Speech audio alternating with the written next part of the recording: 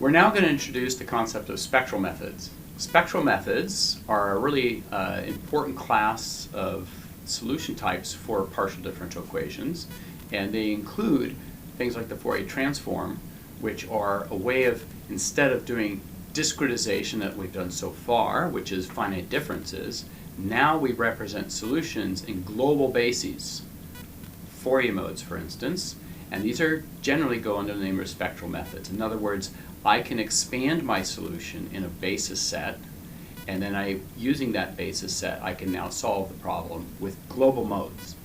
So that's called the spectra, and the spectra can include many different types of basis functions, but mostly we're going to focus on the Fourier transform, which is one of the most important of the transforms that you will ever encounter in mathematics or physics or engineering.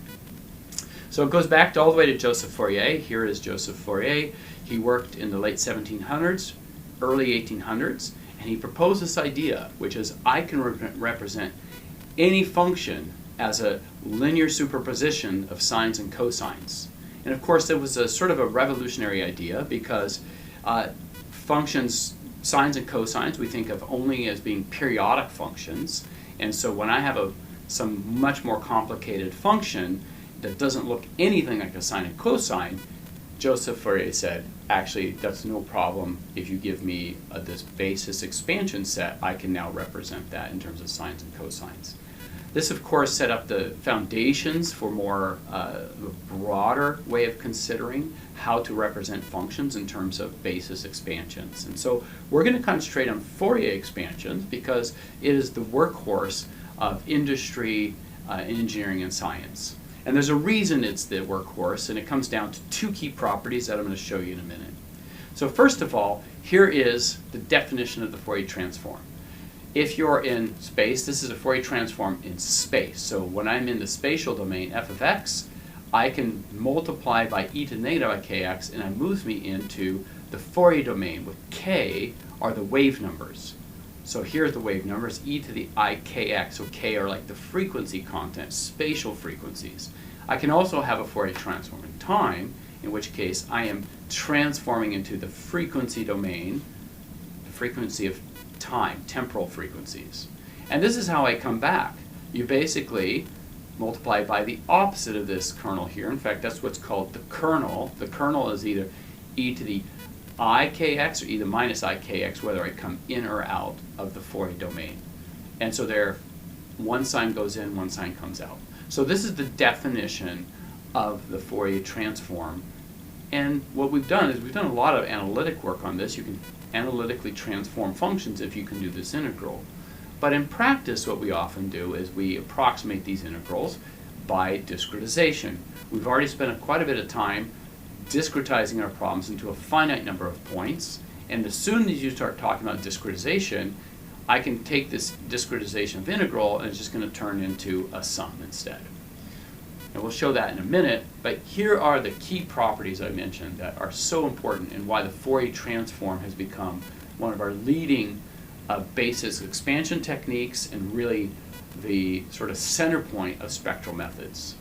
The first is this property, which we've already covered, which is if you take the Fourier transform of the nth derivative, it's equal to ik to the nth power times the Fourier transform of the function itself.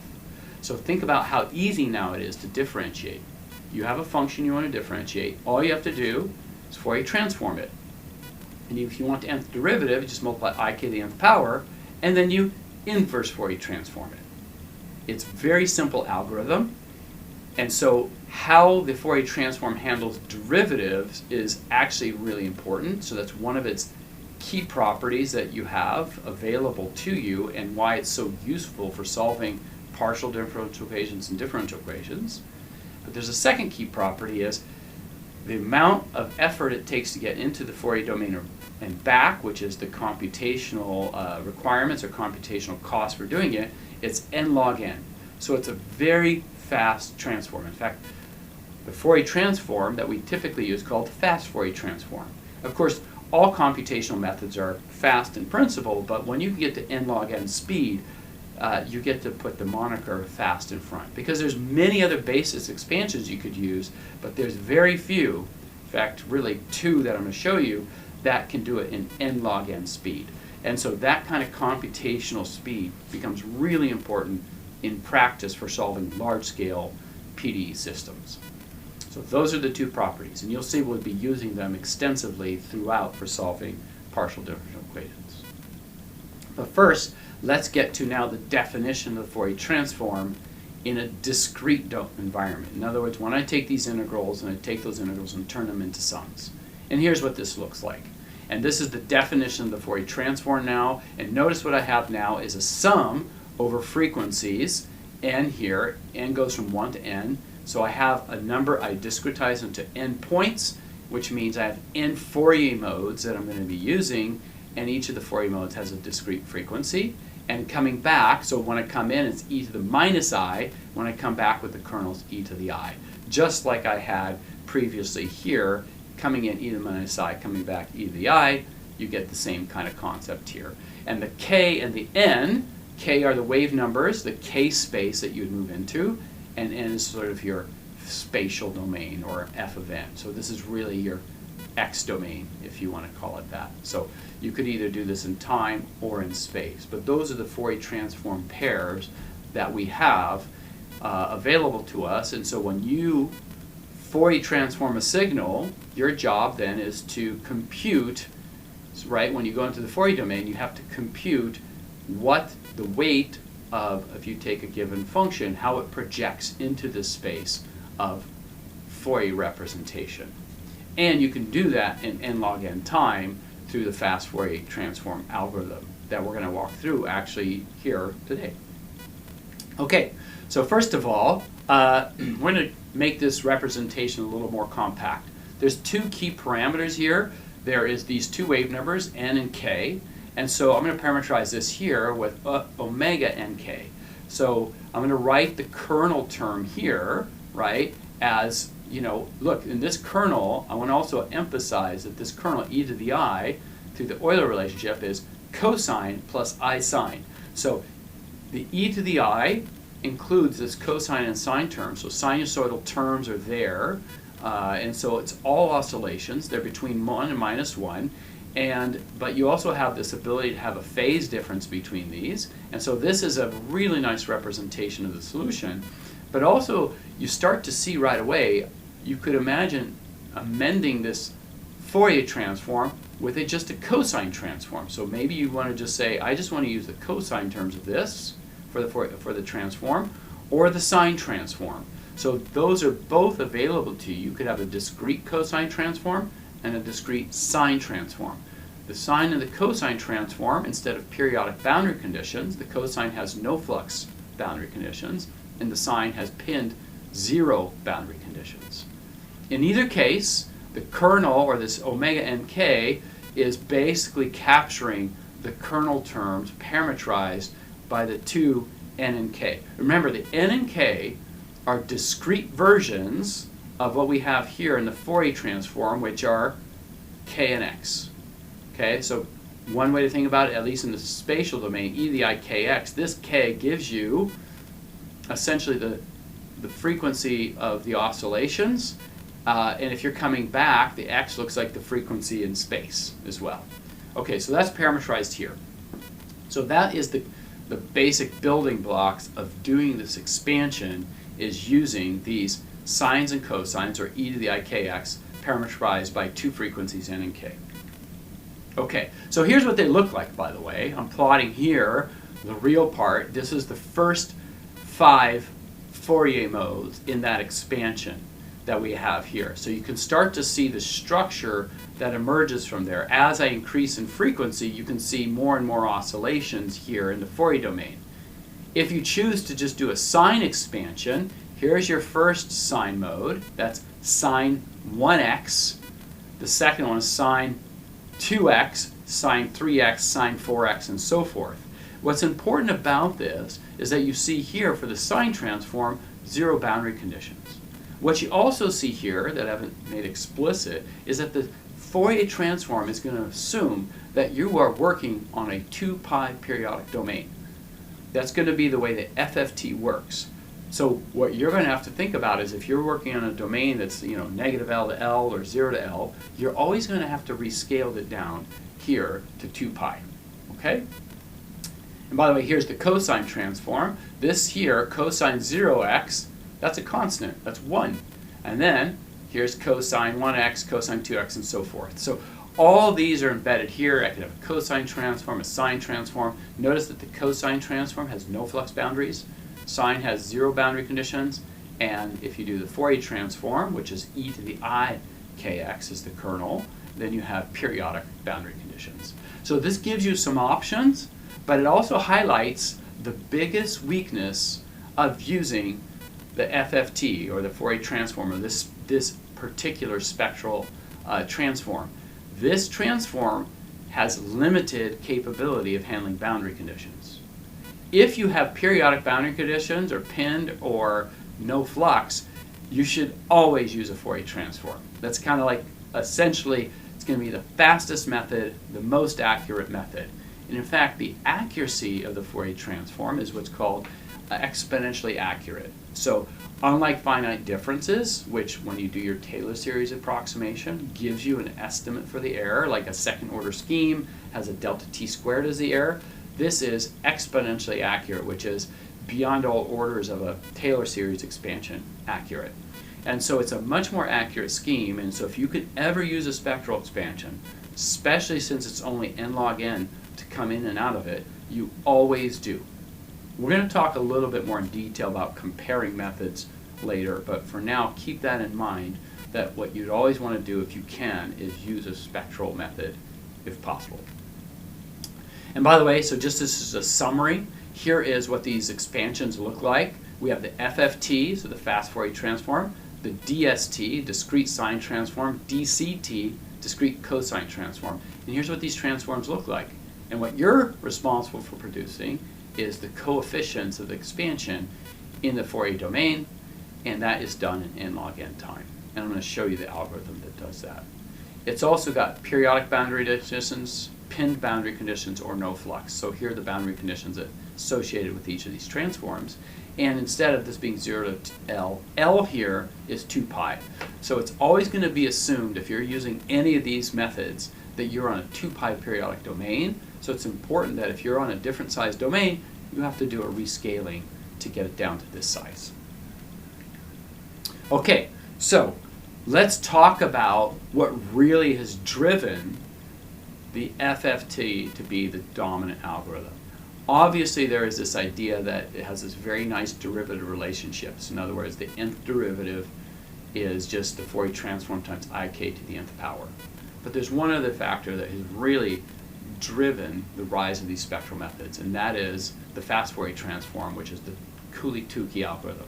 So when this was invented, computing was very hard to do. So it was the 60s, when you have a very slow computer, so any advantage in speed that you have, you want to take advantage of. So Cooley and Tukey devised an algorithm to do this fast Fourier transform in n log n time.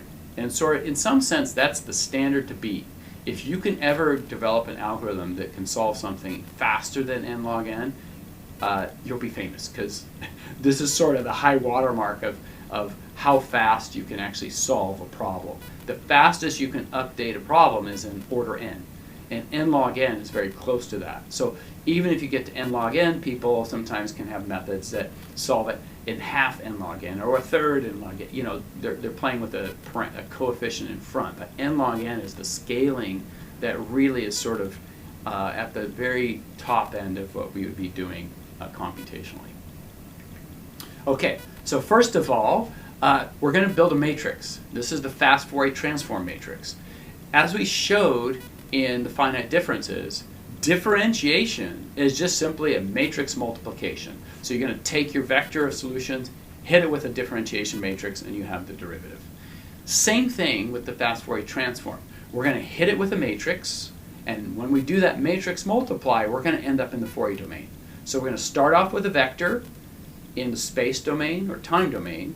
We're going to hit it with a matrix, and we're now going to be in the Fourier domain.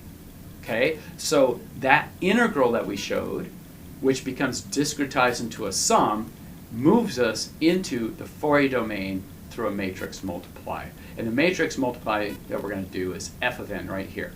This is going to be a matrix of size n by n that's going to have components. Each component of this matrix is going to be these kernel elements, omega n j k. And here's what they are.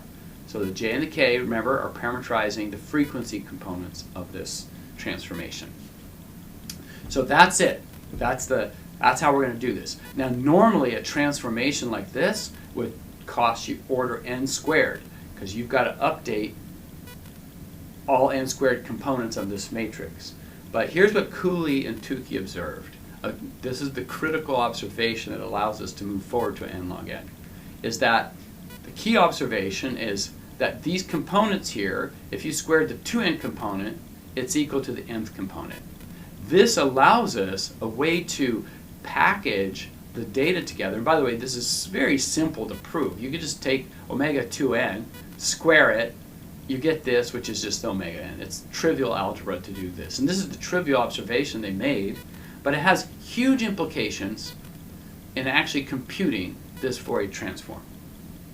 In particular, one of the things that allows you to do now is you can take this matrix computation of x into the Fourier domain y, so this operator, and now because of this relationship of omega n to omega 2n, you can split this problem into two pieces, the even and odd pieces of this. Here's the even pieces, the x0, x2, x4, x1, x3, x5, because these are now related to each other through that relationship. And so what it allows us to do is, by having that relationship, I can take a problem that's size n by n and break it up into two problems of size n over 2. Okay?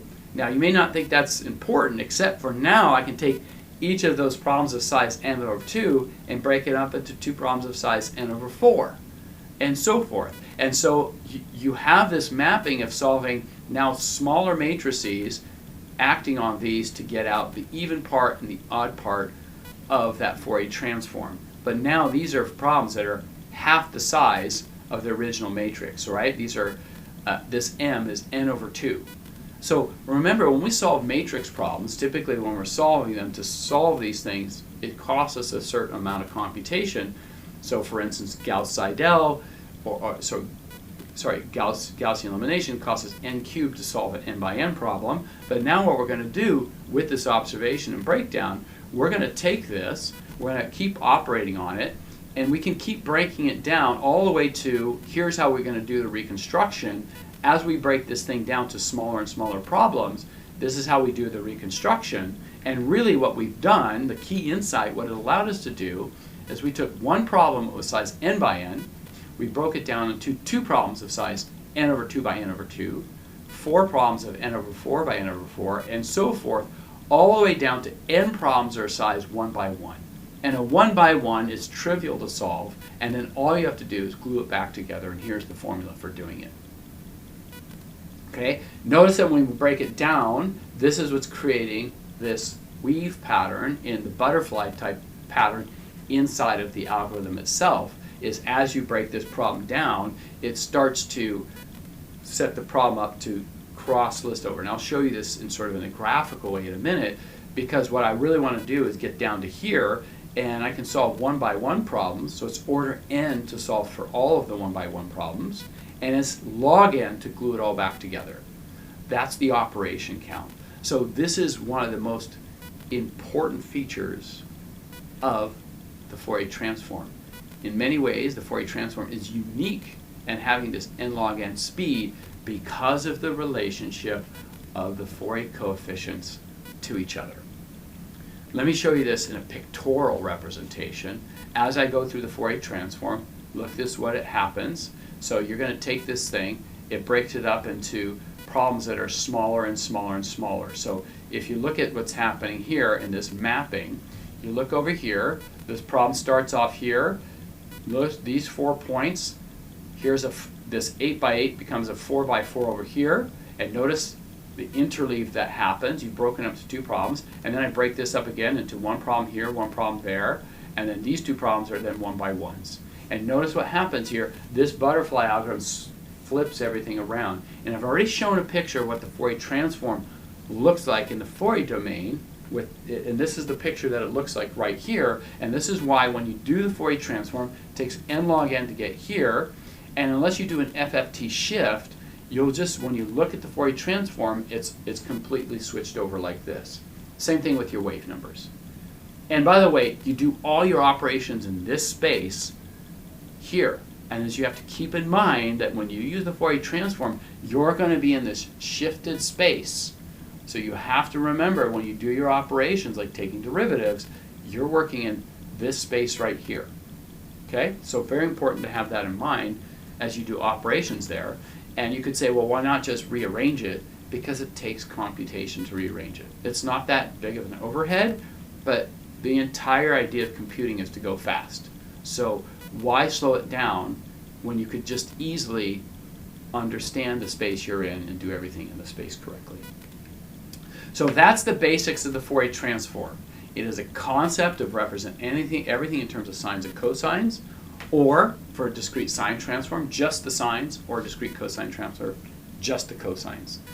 There's two key properties that are allowing this all to work, in at least in this initial methods that we think about spectral, which is it's n log n speed for the Fourier modes, and we get exponential accuracy, and it has beautiful derivative relationships. So those are the kind of key things that are happening here. However, spectral methods are broader. Even if I can expand in almost any spectral basis, I could expand in Bessel functions, spherical harmonics, different kind of functions, but those typically cost you order n squared to move into the space where what's unique about the Fourier transform is n log n. So it's the fastest algorithm we really have available to us to solve these problems, and because of all its special properties, we use it all the time, or certainly whenever we can use the spectral method based on Fourier, you always should.